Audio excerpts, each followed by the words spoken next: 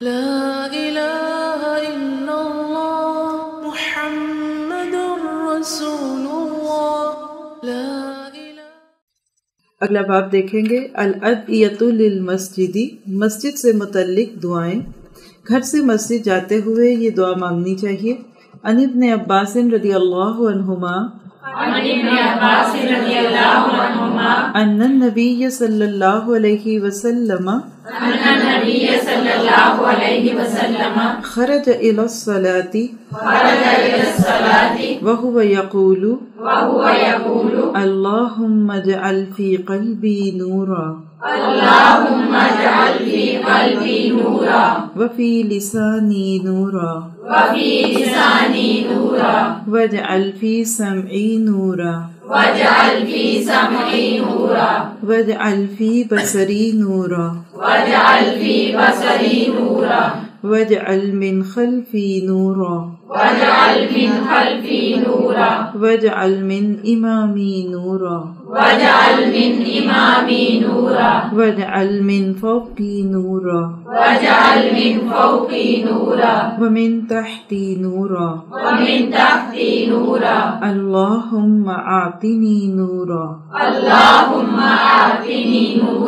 حضرت عبداللہ بن عباس رضی اللہ عنہما سے روایت ہے کہ نبی اکرم صلی اللہ علیہ وسلم جب نماز کے لیے گھر سے نکلتے تو یہ دعا پڑھتے، اے اللہ میرے دل، زبان، کان اور آنکھوں میں نور پیدا کر دے، میرے پیچھے اور آگے نور ہی نور کر دے، میرے اوپر اور نیچے بھی نور کر دے، اور اے اللہ مجھے نور ہی نور عطا فرما۔ اسے بخاری اور مسلم نے روایت کیا۔ بڑی خوبصورت دعا ہے۔ جو لوگ گھر سے سنتیں پڑھ کے مسجد کی طرف جاتے ہیں وہ تو راستے میں پڑھیں گے، لیکن جیسے کہ خواتین عموماً گھروں میں پڑھتی ہیں تو کیا ہوگا، آپ سنتیں پڑھیں، پھر جائے نماز پہ دائیں کروٹ لیٹ جائیں، یعنی بائیں سائڈ آپ کے اوپر ہو، اور پھر یہ دعا پڑھیں۔ یہ بھی نبی صلی اللہ علیہ وسلم سے ملتا ہے ہمیں سنت میں۔ جی آپ سب کے لیے بہترین موقع ہے، آپ لوگ اپنی دعاؤں کو ٹھیک کریں۔ آپ سب کے پاس حسن المسلم بھی ہونی چاہیے، اور آپ ساتھ مل کے اس کا پروننسیشن وغیرہ یاد کر لیں گے تو بہرحال یہ آپ کو وہاں تہجد کی دعاؤں میں بالکل شروع میں ملے گی انشاءاللہ۔ جب پوری بک تھورولی ہوگی تو جائے گی، لیکن کل آپ یہ ساری دعائیں ان کو نا حساب سے کرواتی رہیں، یاد کر لیجئے، بہت پیاری ہے۔ نور سے کیا مطلب ہے؟ آنکھوں میں نور کیا ہوتا ہے، کانوں میں نور کیا ہوتا ہے، دل میں نور کیا ہے؟ کہ انسان کو ہر چیز اللہ کی روشنی میں دکھے، اللہ کی رہنمائی میں دکھے۔ اللہ نور السماوات والارض، اللہ زمین و آسمان کا نور ہے نا۔ تو دل میں نور کا آنا کیا ہے کہ دل سے گندی محبتیں نکل جائیں، دل سے گندی چیزوں کی، گندے کاموں کی، گناہوں کی محبت نکل جائے، مال کی ناجائز محبت نکل جائے، پھر دل میں اللہ کی محبت آ جائے۔ زبان پہ نور کیا ہے کہ زبان سے گندے لفظ نکل جائیں، زبان پہ انسان کے گندی گندی باتیں ہونا اور گالیاں دینا، بیکار باتیں ہر وقت ہی بولتے رہنا، یہ سب نکل جائے۔ پھر کانوں سے، زبان سے، ایک ایک عضو کو آپ دیکھیں گے تو ایسے لگتا ہے کہ ایک نیا بندہ بن رہا ہے، ایک بالکل کرسٹل کی ڈال ذہن میں لے آئیں، کچھ بھی لے لیں کہ جس کے اندر باہر صرف چمک ہے۔ اور حقیقت یہ ہے کہ یہ قرآن ہمیں ایسے ہی بناتا ہے۔ ہمارا قرآن ہماری کتابوں میں نہیں دکھتا، ہمارے آنکھوں سے، ہمارے کانوں سے، ہمارے ایک ایک عضو سے دکھتا ہے کہ ہم اللہ کے کلام کے ساتھ جڑے ہوئے لوگ ہیں۔ تو شعور سے یہ دعا مانگا کریں ویسے بھی کہ اب ہمارا قرآن پاک کا اتنا سلسلہ پورا ہو چکا ہے تو اب اس کے بعد میری آنکھیں ویسی بن جائیں جیسی اللہ چاہتا ہے، میرے کان، میرے بولنے کا انداز، میرے چلنے کا، میرے کھڑے ہونے کا، اب بالکل اپنے آپ کو انتہائی کریٹیکلی دیکھا کریں۔ اب آپ اگر اپنے آپ کو رخصت دیں گی نا تو آپ اپنے ساتھ بہت نقصان کریں گی۔ پھر اگلی دعا ہے مسجد میں داخل ہونے سے قبل یہ دعا پڑھنی مسنون ہے۔ عن عمر بن العاص رضی اللہ عنہ عن النبی صلی اللہ علیہ وسلم انہ کان اذا دخل المسجد قال اعوذ باللہ العظیم وبوجہہ الکریم وسلطانہ القدیم من الشیطان الرجیم قال اقد قلت نعم قال فإذا قال ذلك قال الشيطان خفض منی سائر الیوم۔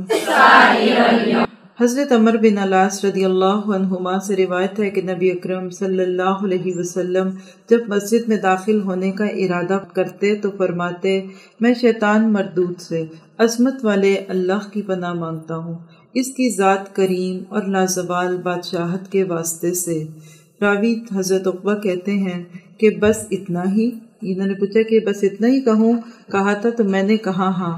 حضرت عقبہ رضی اللہ عنہ نے کہا، جب کوئی یہ کہتا ہے تو شیطان کہتا ہے کہ اب وہ مجھ سے تمام دن کے لیے بچا لیا گیا۔ اسے ابو داؤد نے روایت کی۔ آپ عربک ٹیکسٹ کو ساتھ پڑھتے ہوئے یہ فیل کر رہے ہیں کہ جہاں جتنی بات ہوئی نا وہاں اتنی بات ہے، پھر کوئی بات اگر الگ سے صحابی نے کہی ہے تو وہ اس کی بات ہے۔ ہم جب عربک کے ساتھ حدیث کو پڑھتے ہیں تو یہی فائدہ ہوتا ہے۔ بعض دفعہ کچھ حدیثیں اس طرح کوٹ کی جاتی ہیں کہ پتہ ہی نہیں چلتا کہ حدیث کے لفظ کہاں ختم ہو گئے اور بتانے والے نے جو اس کے اندر تھوڑی وضاحت چاہی تھی وہ کہاں تھی۔ تو اللہ تعالیٰ کا شکر ادا کیا کریں کہ آپ اس کتاب میں اللہ کے نبی کے حدیث کو بھی سیکھ رہے ہیں۔ پھر دعا میں آپ دیکھیے کہ یہاں دعا جو ہے اعوذ باللہ سے لے کر الرجیم تک ہے، اور جب انہوں نے پوچھا اتنا تو انہوں نے کہا ہاں، لیکن دوسرے نے پھر اس کی فضیلت بھی بتا دی۔ تب آپ دیکھیں کہ چھوٹی چھوٹی دعائیں ہیں، عموماً مرد ہی مسجدوں میں جاتے ہیں، اگر آپ اپنے بیٹوں کو، اپنے بھائیوں کو، شوہروں کو، جو بھی گھر میں جاتا ہے، یہ چھوٹی چھوٹی دعائیں ایز اے ریمائنڈر یاد کروائیں یا ان کو لکھ کے دیں، تو اس سے آپس میں محبت بھی بڑھتی ہے، اور انشاءاللہ تعالیٰ ان کے دل میں بھی اس چیز کا احساس ابھرے گا کہ آپ جو سیکھنے جاتی ہیں اس سے ان کو بھی کچھ فائدہ ہو رہا ہے۔ تو بجائے اس کے کہ روک ٹوک کرتے رہے نا ہر وقت یہ کرو یہ نہ کرو، نئے لوگوں کو دعاؤں سے چلائیں۔ ایک چھوٹی سی پتے کی بات آپ کو بتاتی ہوں، کسی بھی دین کو جو دین سے دور ہے نا، آپ دین کی طرف لانا چاہتے ہیں نا، تو اس کو اس طرح کی چیزیں دیں، دعائیں، کوئی جنت کی بات، کوئی اس سے متعلق ایسی حدیث آپ سن لیتے ہیں جو جنت میں جانے کا سبب بنیں گے، دنیا کے فائدے کی، وہ بتائیں۔ ہم جب شروع میں لوگوں کو ڈوز ڈونٹ، یہ کرو وہ نہ کرو، یہ نہیں، حرام حلام حرام، تو لوگ بھاگ جاتے ہیں۔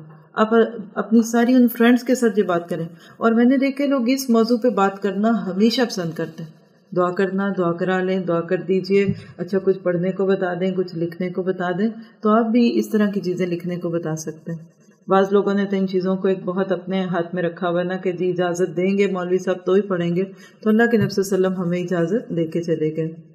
پھر اگلی دعا مسجد میں داخل ہونے اور نکلنے کی دعا درج ذیل ہے۔ ان فاطمہ رضی اللہ عنہا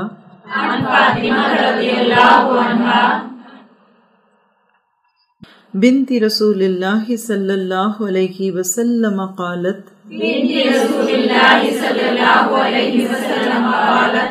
کان رسول اللہ صلی اللہ علیہ وسلم اذا دخل المسجد یقول بسم اللہ والسلام علی رسول اللہ اللہم اغفر لی ذنوبی وافتح لی ابواب رحمتک وَإِذَا خَرَجَ قَالَ بسم اللہ والسلام علی رسول اللہ اللہم اغفر لی ذنوبی وافتح لی ابواب فضلک۔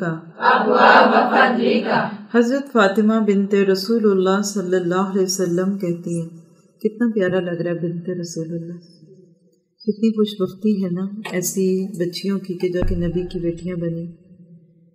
کہتی ہیں کہ رسول اکرم جب مسجد میں داخل ہوتے تو فرماتے، اللہ کے نام سے مسجد میں داخل ہوتا ہوں، اللہ کے رسول پر سلام ہو، اے اللہ میرے گناہ معاف فرما اور اپنی رحمت کے دروازے میرے لیے کھول دے۔ جب مسجد سے باہر نکلتے تو یہ کلمات ادا فرماتے، اللہ کے نام سے مسجد سے نکلتا ہوں، اللہ کے رسول پر سلام ہو، اے اللہ میرے گناہ معاف فرما اور اپنے فضل کے دروازے میرے لیے کھول دے۔ اسے ابن ماجہ نے روایت کیا۔ آپ دیکھیے کہ ایک ایک لفظ میں گہرائی ہے۔ داخل کس سے ہوئے؟ اللہ کے نام سے۔ کوئی یہ کہہ دے کہ داخل ہوتا ہوں اللہ اور اس کے رسول کے نام سے، کچھ فرق پڑتا ہے؟ بالکل پڑھتا ہے. تو جہاں سلام ہے وہاں سلام ہے، جہاں نام لیا گیا کسی کا وہاں ان کا نام ہے.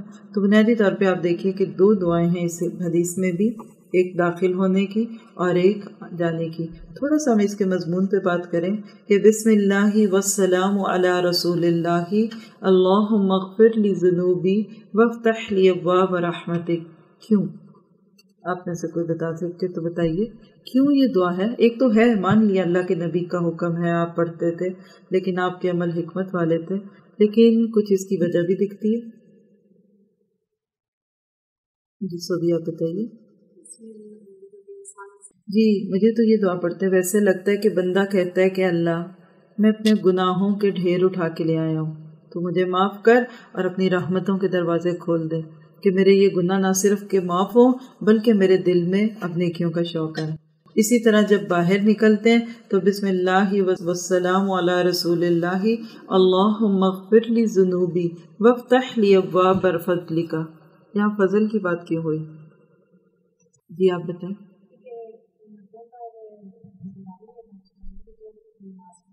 جی نماز تو ہم نے پڑھ لی، اب فضل چاہیے، یعنی اب تیرا رزق چاہیے، تیرا مال چاہیے. یہ نہیں دین کہتا کہ صرف مسجد میں بیٹھے رہو اللہ اللہ کرتے رہو، بلکہ انسان کو اپنی ضروریات کو پورا کرنے کے لیے مال کی ضرورت ہے، تو مال کی بات جہاں کی گئی.